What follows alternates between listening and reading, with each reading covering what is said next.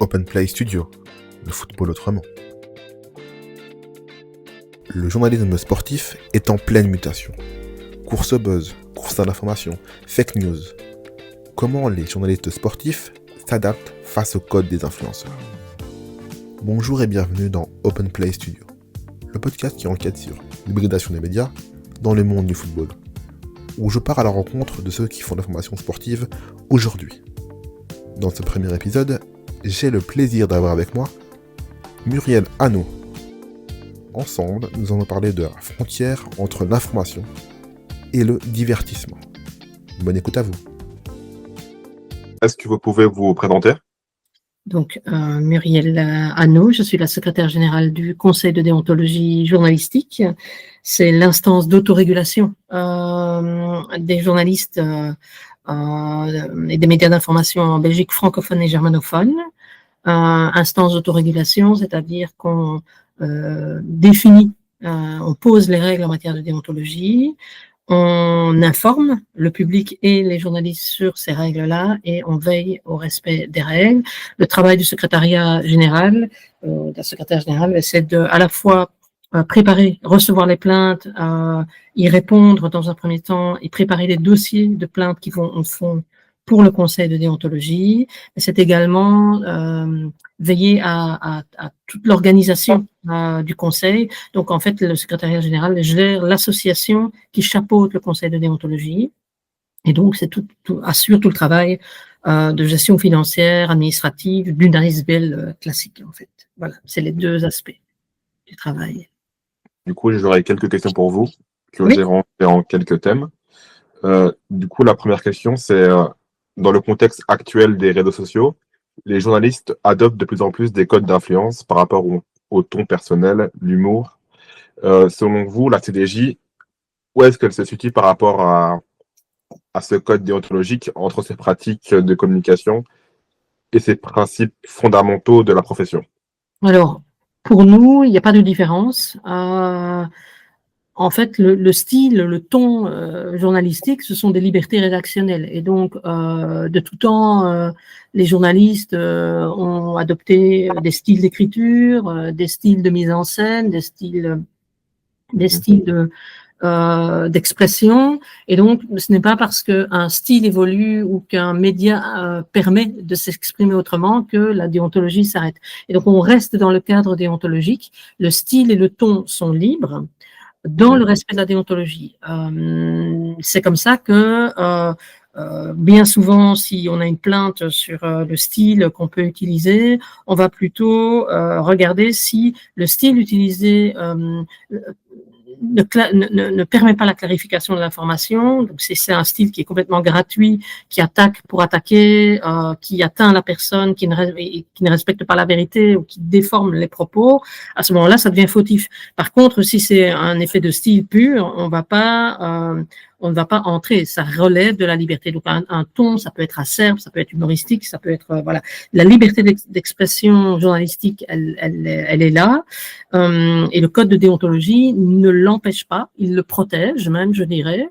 Le seul élément, c'est qu'en utilisant ces artifices de langage, pour parler autrement, le journaliste ou la journaliste ne peuvent pas agir contrairement aux règles principales qui sont les 4 axes du code. C'est respecter la vérité, respecter les personnes, ça ce sont les 2 éléments, et ensuite c'est garder l'indépendance et être loyal. Et donc on a adopté une décision dans le courant de l'année, je ne sais plus quand exactement, qui concernait une séquence vidéo qui avait été réalisée dans le cadre des élections sur la télévision locale Bouquet. C'était une vidéo sur les élections qui était destinée aux jeunes essentiellement. Et ça avait été diffusé sur les réseaux sociaux et il y a un bourgmestre, le bourgmestre d'Andenne, a attaqué la séquence, notamment à cause du ton utilisé, où on le comparait notamment avec les mises en scène propres à ces séquences courtes des réseaux sociaux, où on comparait le bourgmestre au parrain, etc. Donc voilà. Donc toute la question a porté sur est-ce que la mise en scène, est-ce que l'utilisation du langage propre aux réseaux sociaux était une scénarisation au service de l'information ou non. Et donc, la conclusion était oui, c'est au service de l'information. Et la deuxième question, c'est est-ce que ça porte atteinte aux droits de la personne? Est-ce que la journaliste pouvait qualifier le bourgmestre de parrain? Et en l'occurrence, on a reconnu que dans les circonstances, oui, parce que le bourgmestre s'était lui-même comparé au parrain, au film Le Parrain dans une précédente interview. Donc voilà, donc on voit bien que ce qui est en jeu, ce n'est pas le ton, c'est le respect de la vérité, le respect des droits des personnes, des principes de déontologie. Du coup, mon autre question, c'est comment est-ce que le CDJ analyse la pression de l'économie de l'attention, où le journaliste est contraint de devenir une marque personnelle pour survivre médiatiquement? Alors, tous les journalistes ne doivent pas nécessairement devenir des marques, hein. C'est lié à une économie spécifique du monde des plateformes. Donc, si on est un journaliste sur une plateforme, effectivement, et qu'on est sur un média historique, un média traditionnel, effectivement, on vit dans la marque du média. Si on est soi-même appelé à utiliser les réseaux sociaux, on peut devenir soi-même une marque, puisque c'est le nombre de likes, le nombre de partages, le nombre de vues qui génère l'activité économique. Et donc, effectivement, en soi, ce n'est pas condamnable, de la même façon que la publicité n'est pas condamnable sur les médias traditionnels. Ce qui est condamnable, c'est à partir du moment où, pour le public, la distinction entre ce qui relève de la publicité et ce qui relève de l'information n'est pas claire. Ça doit rester, la distinction doit rester constamment claire aux yeux du public, d'une part, et d'autre part, les journalistes ne peuvent pas eux-mêmes endosser les habits de publicitaires.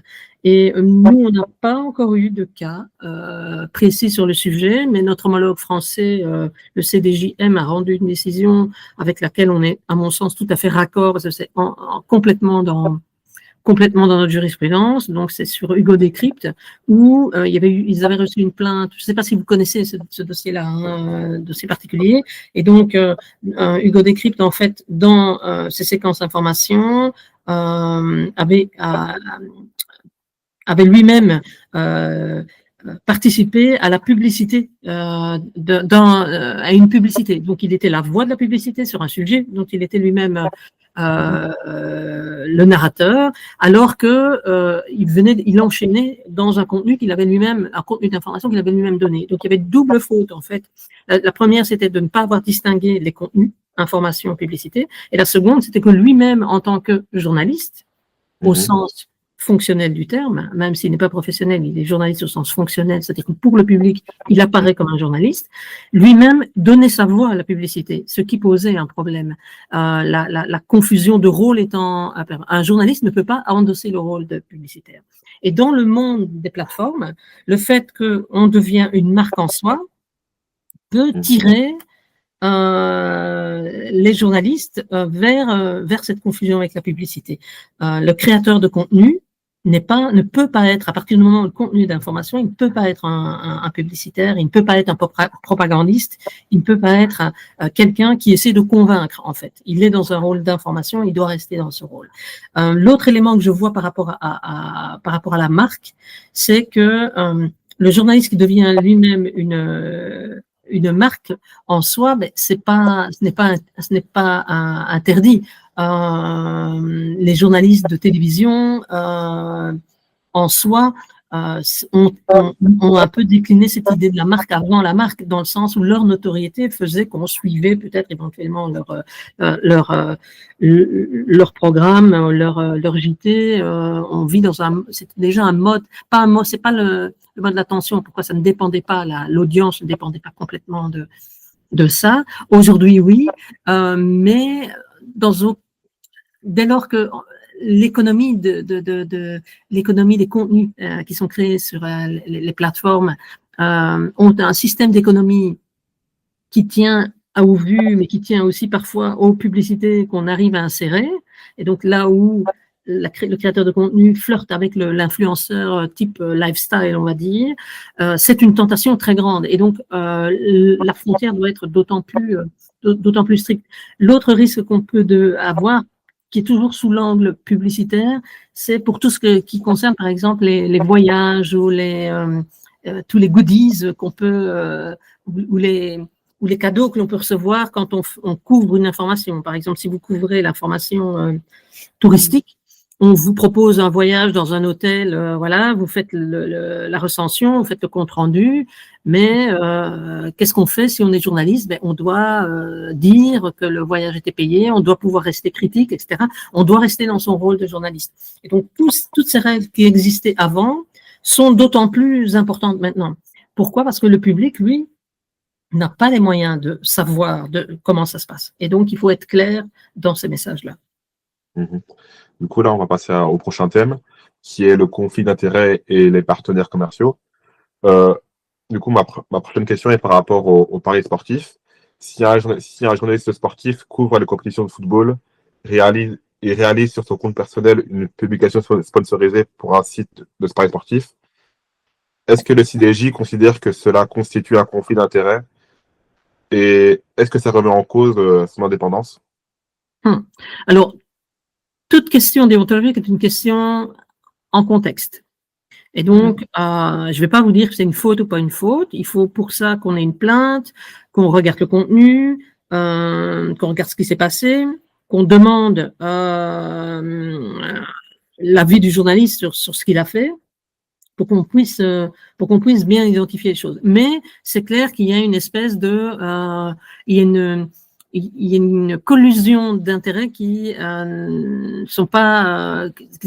pas claire. Donc effectivement, si un journaliste sportif ou une journaliste sportive a une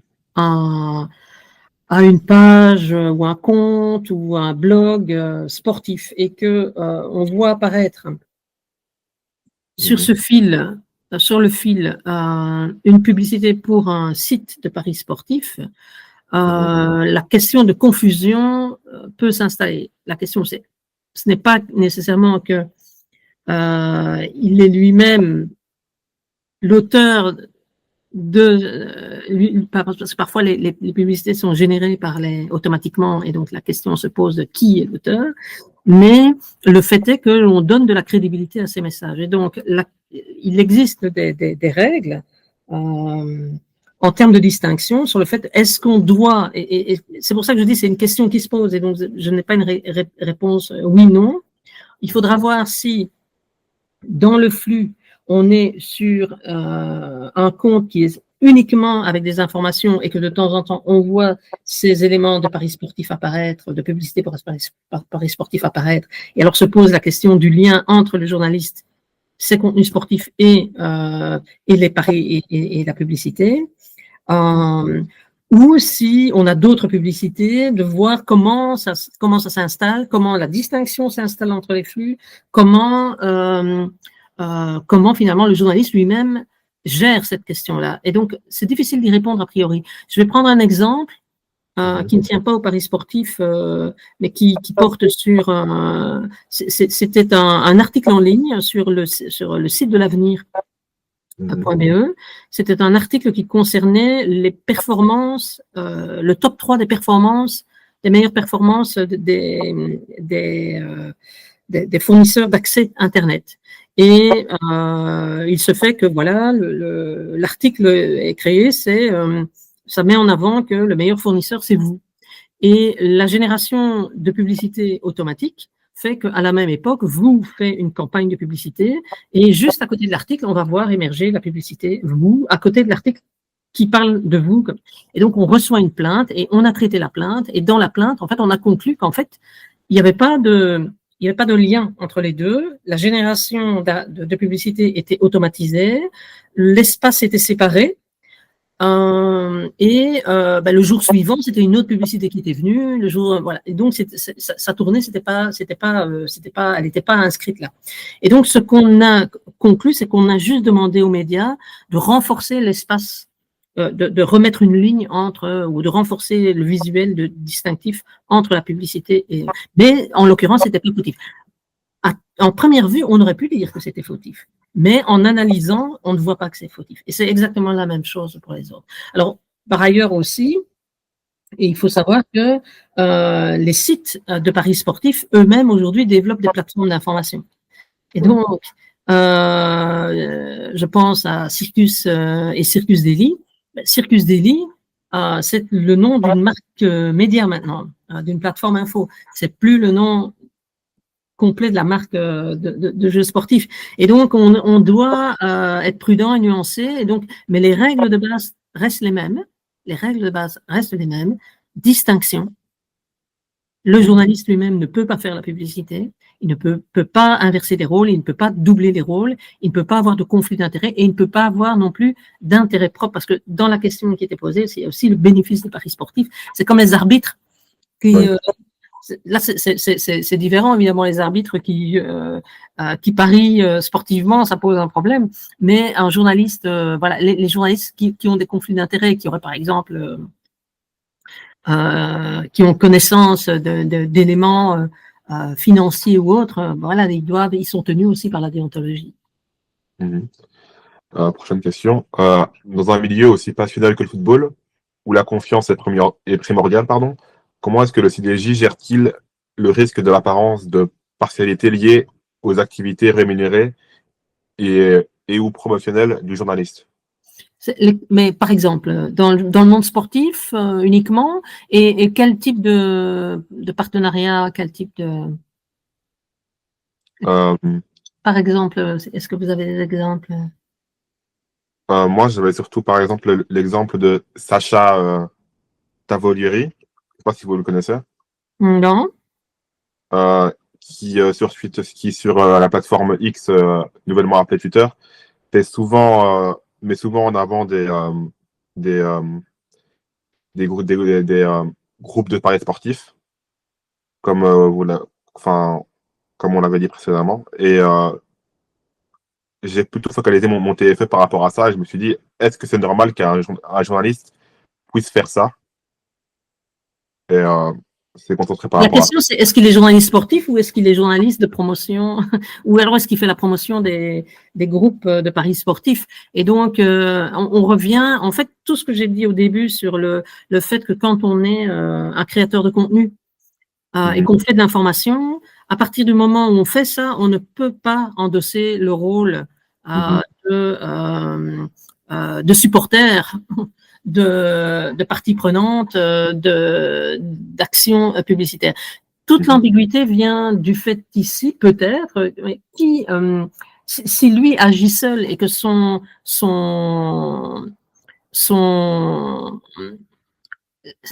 la question, en fait, la question qui va se poser, c'est est-ce que lorsqu'il diffuse ces mises en avant de groupes de paris sportifs, est-ce qu'il le fait, donc il le fait contre rémunération, mais est-ce que cette rémunération, elle est strictement publicitaire, c'est-à-dire qu'elle est distincte de ces opérations d'info, ou est-ce qu'elles ont une incidence sur ces activités d'information? Autrement dit, est-ce que quand il donne une information, il tient compte, il garde sa totale indépendance, ou bien est-ce qu'il tient compte de la manière dont, par exemple, sont cotés tel ou tel match? Est-ce qu'il met en avant tel ou tel joueur en fonction de tel pari qui pourrait être porté à son égard? Est-ce qu'il met en avant tel ou tel groupe de paris sportifs parce qu'il est sponsor indirect d'un club? Toutes ces questions-là deviennent déterminantes. S'il n'est pas indépendant et s'il ne garantit pas l'indépendance, à ce moment-là, on peut se poser la question de est-il vraiment un journaliste ou est-il plutôt un acteur qui favorise les groupes. Et donc, vous voyez, en fait, il faut pour pouvoir répondre, il faudrait que Sacha Tavolieri réponde à toute une série de questions. Par exemple, est-ce que sur son compte X, quand il dans sa bio, est-ce qu'il indique qu'il travaille de manière indépendante? Est-ce qu'il dit qu'il est journaliste? Est-ce qu'il dit qu'il vit de la publicité, mais que la publicité n'a pas d'incidence sur la manière dont il donne l'info? Enfin, qu'est-ce qu'il raconte en fait? Qu'est-ce qu'il dit de son activité? Et si on avait une plainte, ce qui pourrait arriver, hein, si on avait une plainte, la première chose qu'on évaluerait, c'est est-ce qu'il est vraiment journaliste, est-ce qu'il se présente vraiment comme un journaliste, parce que ça, c'est pas garanti, quoique, bon, il y a des chances. Est-ce qu'il fait vraiment de l'information? Et là, déjà, on se poserait la question de savoir est-ce qu'il n'est pas plutôt un publicitaire, et donc, voilà. Et si on considère qu'il se présente comme journaliste et qu'il fait de l'information, là, ça va devenir problématique pour lui, dans le sens où, déontologiquement, il serait hors clou complètement. Et donc, il ne peut pas. Voilà. C'est toute la question des créateurs de contenu. Et ici, on est vraiment qui ne sont pas journalistes professionnels à la base, ou qui ne sont pas, mais qui agissent comme des journalistes. Et on ne doit pas nécessairement être journaliste professionnel pour être journaliste. On peut le faire sans la carte, mais qui donc se lancent dans l'aventure du journalisme. Mais être journaliste, c'est un métier qui exige des responsabilités. Et la première des responsabilités, c'est que quand on donne de l'information, on a une incidence sur la société, sur la société dans laquelle on vit, même si ce n'est que pour le football, on a une incidence.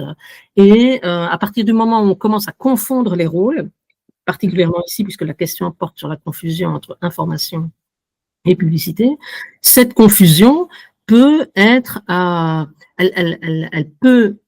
elle peut induire le public en totale confusion sur ce que c'est que le rôle d'un journaliste. Si demain, le public commence à penser que tous les journalistes sportifs peuvent à la fois faire de la publicité pour les paris sportifs et faire de l'information, ça devient problématique. Parce que tous les journalistes sont supposés travailler de manière indépendante, sans consigne de personne. Sauf de leur rédaction. Mais en l'occurrence, ici, comme il travaille seul, forcément, il n'est pas... Il n'a pas de rédaction, mais donc il est supposé travailler de manière indépendante, sans pression de l'extérieur. Dernière question par rapport à ce thème, on l'a déjà évoqué. Quelle est l'obligation de transparence pour un journaliste concernant les avantages reçus de la part des clubs, des agents ou des fédérations en échange de visibilité ou d'un traitement favorable? Alors, un journaliste ne peut pas recevoir ça. Ouais, No way. C'est dès lors qu'il, bon, évidemment, si ça peut exister, hein, j'imagine, mais si un journaliste reçoit de tels avantages, il perd son indépendance, donc il n'est plus journaliste. Et donc, si par contre, il peut y avoir des éléments, imaginons par exemple, ce qui peut arriver dans d'autres thématiques couvertes par l'information, dans le cadre d'un voyage, je ne sais pas moi, de la princesse Astrid dans le milieu économique. Mais les journalistes, il y a des journalistes qui sont invités. Généralement, on demande d'être transparent sur le fait qu'on est invité, mais on doit traiter l'information de manière indépendante. Donc, le dire, c'est bien. Et bon, on n'oblige pas, mais le dire, c'est mieux. Et en tout cas, ça ne doit pas altérer le traitement indépendant, critique. On ne doit pas nécessairement dire des choses gentilles ou pompeuses. Et il y a certaines rédactions qui interdisent ça, clairement. Et donc, ils paient le voyage eux-mêmes. Et donc, toutes ces pratiques-là sont réglementées. Et donc, la transparence, c'est la meilleure chose, mais la transparence sur des choses qui sont acceptables déontologiquement. Accepter tout ce que vous avez décrit, c'est pas acceptable journalistiquement, parce que à ce moment-là, dès lors qu'on les reçoit, on n'est plus indépendant. On ne peut plus traiter l'information comme journaliste. On n'est plus journaliste tout simplement. D'ailleurs, un journaliste professionnel qui gagnerait de l'argent de cette manière-là n'aurait plus la carte professionnelle. Et donc, c'est non déontologique. Là, j'ai une question pour le prochain thème qui est assez court. C'est par rapport à la neutralité politique et sociétale. Le journaliste sportif a-t-il le droit d'utiliser sa plateforme d'influence pour prendre des positions sur des questions sociétales ou politiques liées au sport, racisme dans les stades, droits de l'homme? Où se situe la limite entre militantisme et l'information? Alors, il n'y a pas de neutralité en déontologie. La neutralité, ça n'existe pas. On parle plutôt d'honnêteté. Les journalistes peuvent avoir un point de vue, ils peuvent défendre un point de vue, l'obligation, ce sera s'ils prennent une opinion, l'opinion est libre, le commentaire est libre, l'analyse est libre, mais ces analyses, ces opinions doivent respecter la déontologie, donc elles doivent être basées sur des faits établis, d'une part. D'autre part, toute opinion qui est donnée, qui doit reposer sur des faits, ne peut pas être contraire au respect du droit des personnes, ne peut pas être contraire aux faits, ça je l'ai dit. Et enfin, un journaliste peut défendre une thèse, pour autant qu'il vérifie les éléments de sa thèse et qu'il n'omette pas d'informations essentielles qui viendraient la contredire. Donc, s'il défend une thèse et qu'il fait semblant de ne pas avoir vu un élément, s'il omet cet élément qui vient contredire sa thèse, à ce moment-là, c'est une faute professionnelle. Donc, les journalistes peuvent avoir des opinions, c'est même mieux, dans le sens où demander la neutralité, on ne peut pas dire un point de vue plus un point de vue égal. Voilà. La question du militantisme, c'est différent. Donc, un journaliste peut avoir une opinion sur un sujet qui touche un élément qui est connexe au sport, sur la question du racisme, la question, c'est pas interdit. La question, c'est que s'il donne une opinion, cette opinion, elle reste journalistique. Et donc, du coup, elle doit pouvoir se soumettre aux questions de déontologie, comme j'ai dit, au respect des faits, au respect des droits des personnes. Et la militance, elle intervient, les rôles s'inversent quand le journaliste laisse la place, entre guillemets, au propagandiste. C'est-à-dire qu'il ne fait plus, à partir du moment, s'il ne fait plus la différence entre rendre compte des faits et donner un avis sur les faits, et le fait de militer, c'est-à-dire de pousser les gens à adopter un point de vue pour mener un combat spécifique, à ce moment-là, il y a un problème qui s'installe. C'est-à-dire qu'on peut être journaliste militant, mais pas militant sous couvert de journalisme. C'est de la nuance à observer. Et donc, je vous invite, pour bien identifier cette différence, à aller lire une décision qu'on a pris sur le média Kairos, qui couvrait une manifestation, comment ça s'appelait encore? C'était la manifestation où tous les camions et les voitures défilaient et faisaient route sur Bruxelles. Et Kairos fait un live, un Facebook Live, suit ça en direct comme journaliste. Donc le rédacteur en chef de Kairos suit ça comme rédacteur en chef. Et puis, à un moment donné, il se retrouve, donc il décrit les choses qui se passent, etc.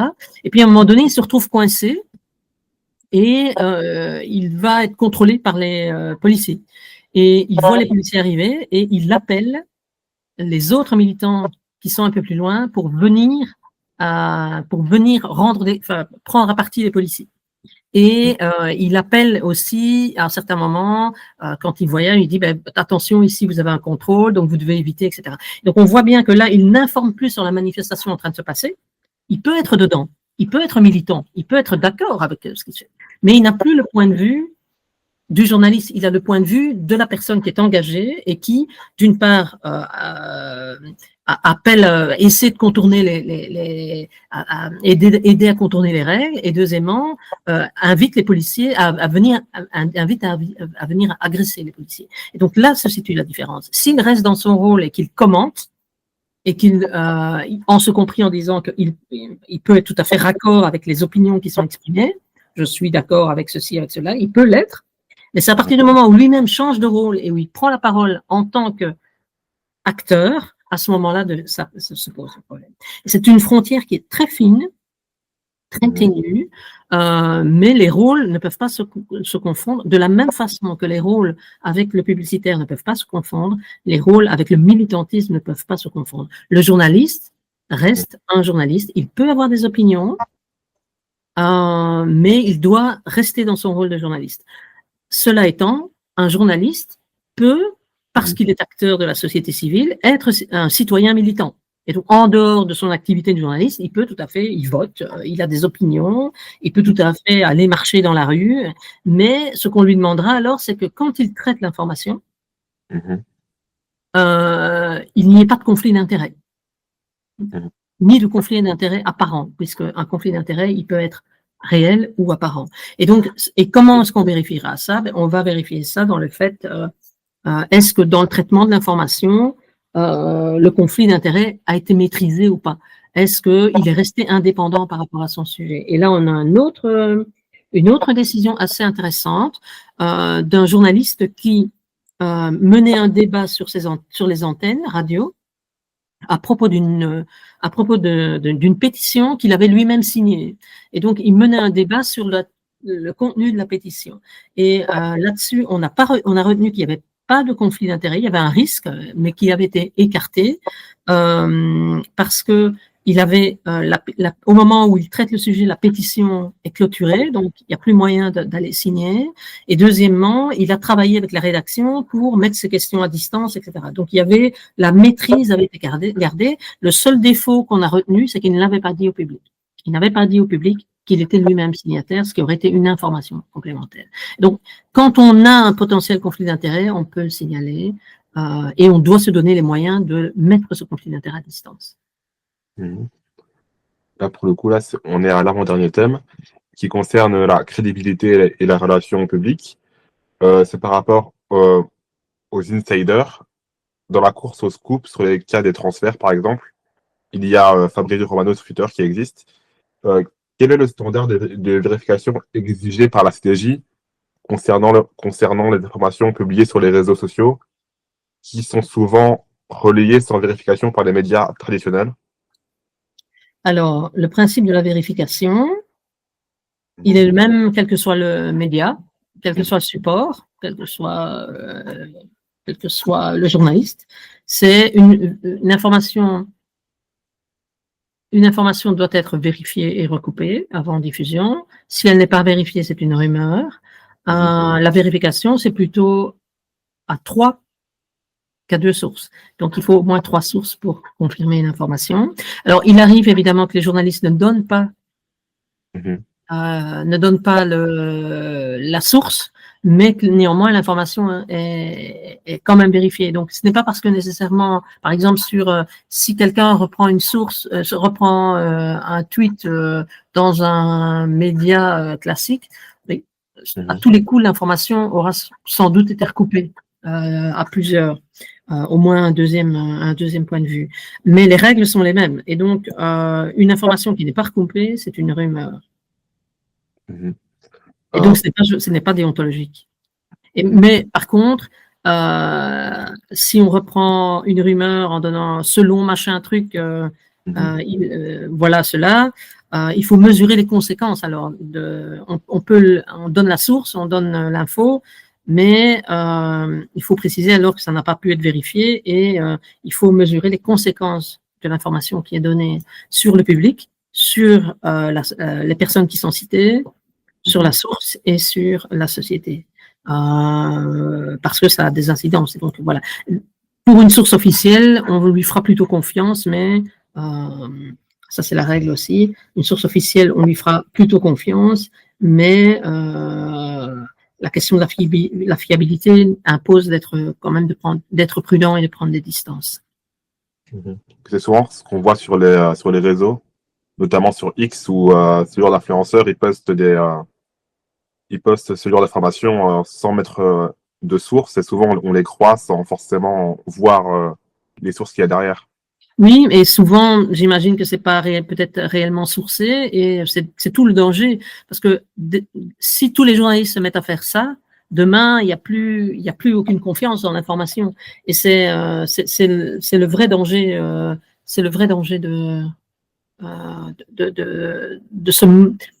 de ce qui se passe, parce que ça donne à penser que les informations sont vraies sans être nécessairement vérifiées.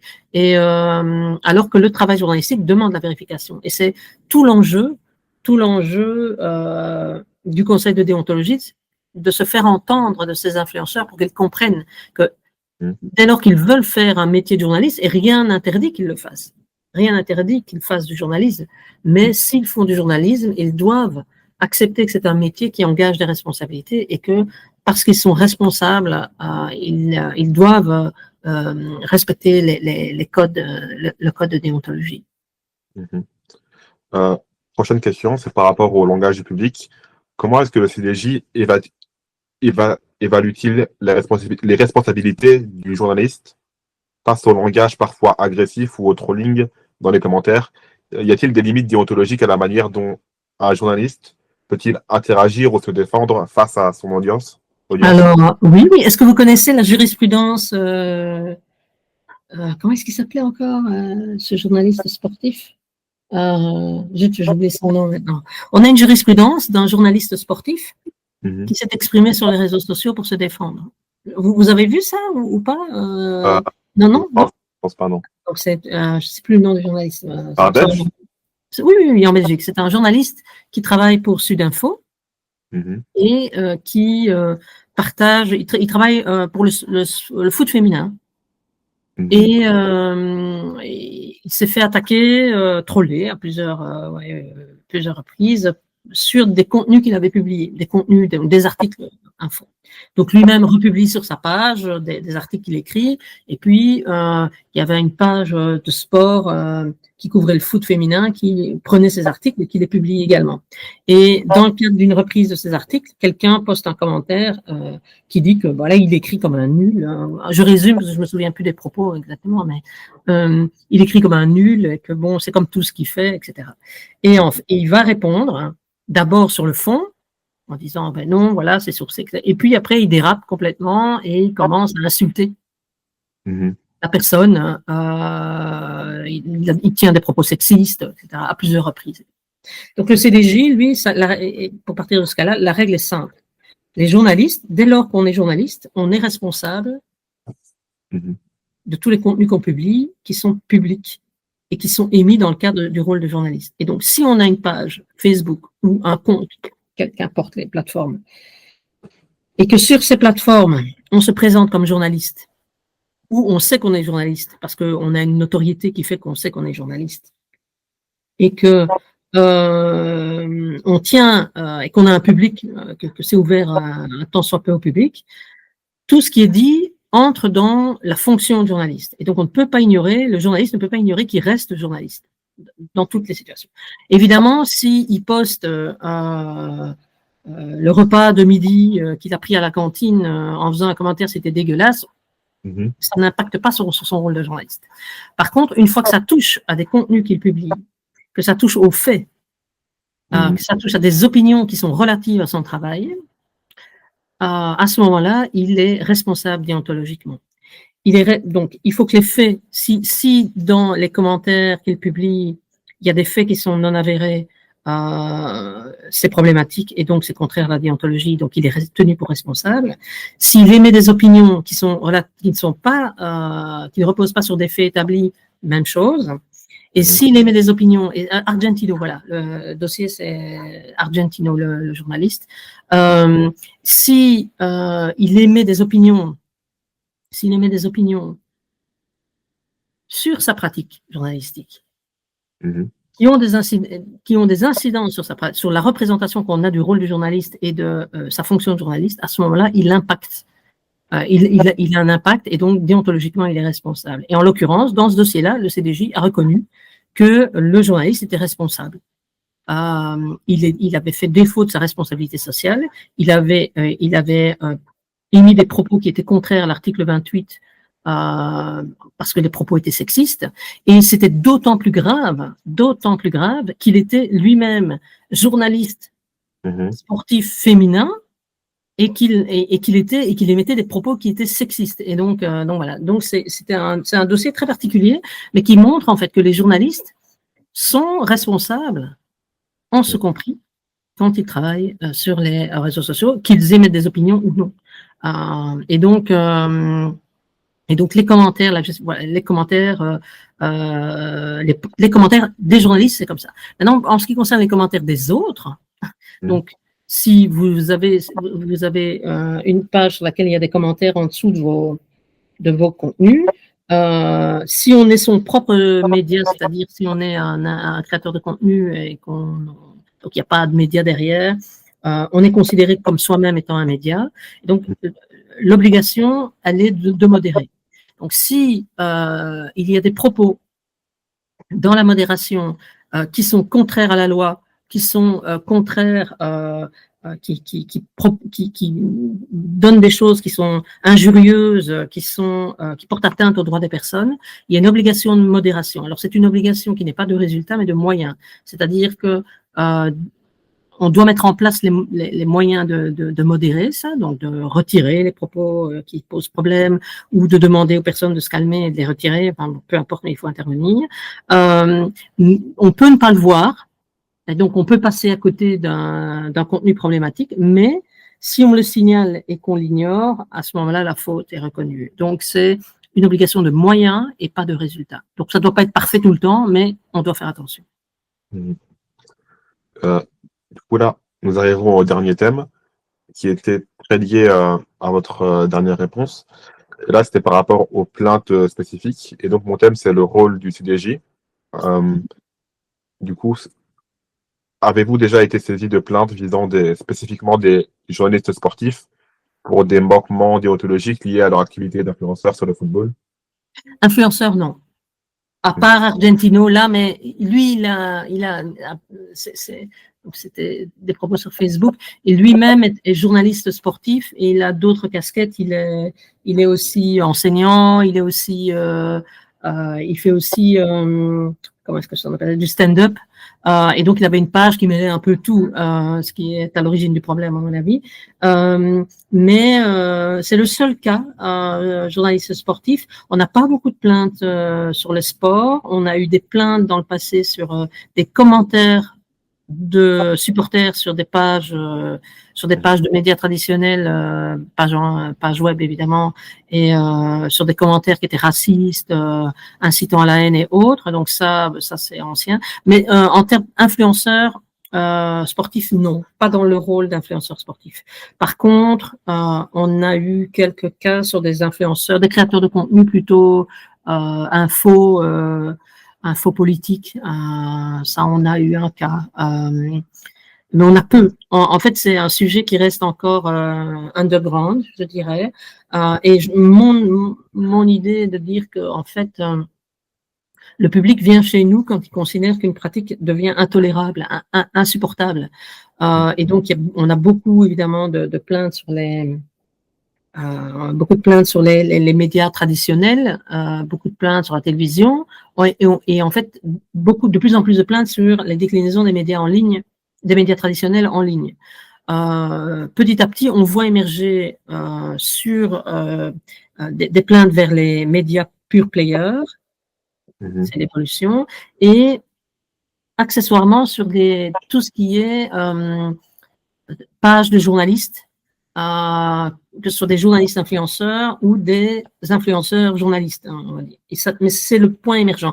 Et en fait, ces éléments-là deviennent de plus en plus prégnants, plus ils sont utilisés, plus le contenu aussi suscite l'attention du public. C'est-à-dire que à partir du moment où ces profils sont pris avec sérieux, le public va revenir chez nous pour déposer plainte parce qu'il considérera que la pratique n'est pas digne d'un journalisme sérieux. Et donc, on n'en est pas encore à ce stade. C'est mon hypothèse, ce n'est qu'une hypothèse. C'est-à-dire que on est encore à un stade où c'est toléré, peut-être que les questions ne se posent pas encore, sont tolérées parce que l'usage n'est pas encore dominant, ou en tout cas l'usage n'est pas encore reconnu comme devant être parfait. On accepte les imperfections. On a un peu le même cas avec tout ce qui est la presse lifestyle, donc où il y a aussi des pratiques qui sont, je vais dire, parfois borderline. Et donc pendant tout un temps, on n'a jamais eu de plainte. Et puis voilà, maintenant ça arrive. Pourquoi? Parce que les attentes deviennent plus grandes. Et donc le public, chez nous, le monitoring se fait par le public. Et donc, le public vient chez nous quand il estime que le seuil de tolérance est dépassé. C'est-à-dire qu'ils n'attendent pas d'un média qu'il se comporte comme ça. Et donc, ils viennent chez nous dans ces cas-là et les dossiers se répètent et généralement, et puis quand un problème se règle, on passe à un autre, etc. Et c'est un peu la loi du genre, je dirais. Mais il n'est pas exclu non plus qu'à un moment donné, nous-mêmes, on s'autosaisit sur des questions qui deviennent problématique pour la profession. Si on considère à un moment donné que des pratiques d'influenceurs tirent le journalisme vers le bas, il n'est pas exclu qu'on intervienne nous-mêmes. Mais je serais très intéressée de lire votre mémoire. Très intéressée. Ce sera une vidéo. Ah, bien. Et sinon, c'est un mémoire médiatique, en fait. Oui, parce que vu qu'à cause des nouvelles mesures par rapport au téléphone dans mon école, on n'a plus le droit de faire des TFE comme ils faisaient l'année passée. Du coup, on doit faire des TFE qui sont beaucoup plus pratiques. Et du coup, là, je vais me mettre en avant une vidéo dans laquelle je vais interviewer plusieurs journalistes, comme je fais avec vous, pour avoir plusieurs plans de vue, etc. Après, je ferai toute une vidéo pour tout condenser et pour que ce soit un peu comme une sorte d'enquête par rapport à mon thème de TFE.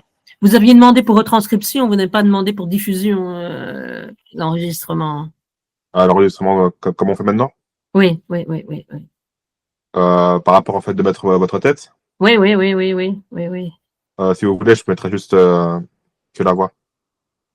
Bon, ça va, ça me dérange pas, mais c'est juste que vous auriez dû le préciser avant. Mais c'est pas c'est uniquement à l'interne.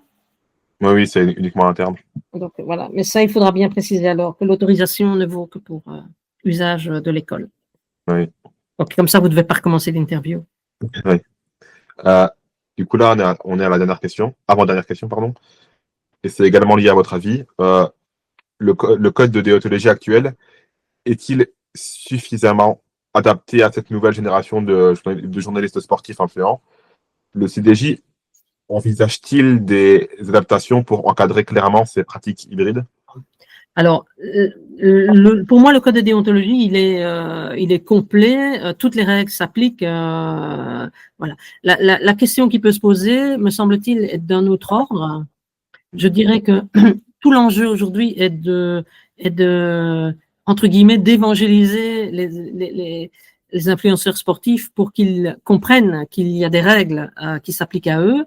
Les règles, elles sont claires, elles doivent pas être modifiées. Et donc, on serait plutôt dans un guide des bonnes pratiques pour influenceurs, je dirais. Mais pour moi, ça ne sert à rien d'écrire un guide des bonnes pratiques pour influenceurs si on n'est pas en contact avec les influenceurs. Donc, je pense que tout est dans l'échange qu'on peut avoir avec eux, faire comprendre, que ce soit les influenceurs sportifs ou autres, tout l'enjeu, il est dans le fait de faire comprendre que être influenceur news, même sportif, ça implique des responsabilités et que il y a dès lors des règles déontologiques à respecter qui ne sont pas terrifiantes, mais qui permettent de garantir la fiabilité, la crédibilité du travail journalistique des influenceurs, mais aussi plus largement des autres journalistes. Donc, si l'enjeu, il est quelque part, il est là, il n'est pas dans la modification du code, il est dans la manière de transmettre le code, de communiquer le code, l'intérêt de respecter le code aux influenceurs. Et donc, nous allons conclure sur cette dernière question. D'un point de vue déontologique, c'est le mélange de genre entre journalistes sportifs et influenceurs. Est-il une révolution que le CDJ doit-il accompagner ou plutôt une menace qu'il doit réguler plus sévèrement? Non, accompagner toujours. Le CDJ, c'est pas un régulateur, c'est un autorégulateur. Et donc, comme je le dis toujours, en autorégulation, on fonctionne avec tout le monde, on fonctionne pas contre. Fonctionner contre, ce serait exclure, et exclure reviendrait finalement à Censurer? Oui, en tout cas, à faire en sorte qu'il y ait un monde parallèle où on ne respecte pas les règles de déontologie. L'objectif, c'est de faire en sorte que le journalisme dans son ensemble gagne en qualité déontologique. Et donc, ça se fait avec tout le monde, en ce compris avec les moins bons actuels, c'est-à-dire ceux qui ne respectent pas les règles. C'est plus intéressant d'avoir ceux qui ne respectent pas les règles que d'avoir ceux qui respectent les règles. Parce que progresser, grandir, faire que la déontologie soit mieux respectée, c'est prendre tout le monde ensemble pour progresser tous ensemble. Et donc, il n'y a pas de bons et de mauvais en déontologie. Il y a tous les acteurs à encadrer, à aider, à supporter au sens de supporter, hein. Et c'est ça qui fait que demain la confiance du public dans l'information, elle restera, elle gagnera en importance et finalement que la profession journalistique redorera son blason aussi. C'est la fin de cet épisode. Encore un grand merci à Muriel Hanot d'avoir accepté mon invitation et d'avoir partagé son expertise avec nous aujourd'hui.